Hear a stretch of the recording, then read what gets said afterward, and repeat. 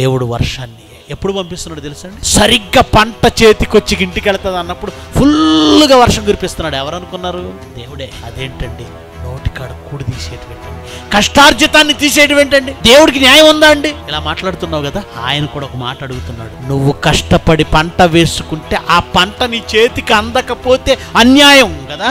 నువ్వు వేసుకున్న పంట నీకు రాలేదని నువ్వు అంత బాధపడితే ఆయన కూడా పంట వేశాడు. 800 కోట్ల మంది దేవుని కోసం పండవలసిన వారు, 800 కోట్లు ఇన్ని మొక్కలను పెట్టాడు. ఒక్క మొక్క నుంచి ఆయన పంట వస్తుందా?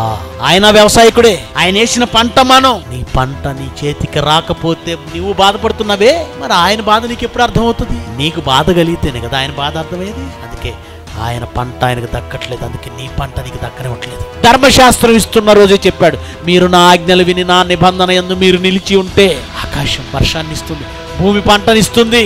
నివరుగప్పిన నిప్పు దేవుడు, ఆయనతో ముప్పుంది, జాగ్రత్త.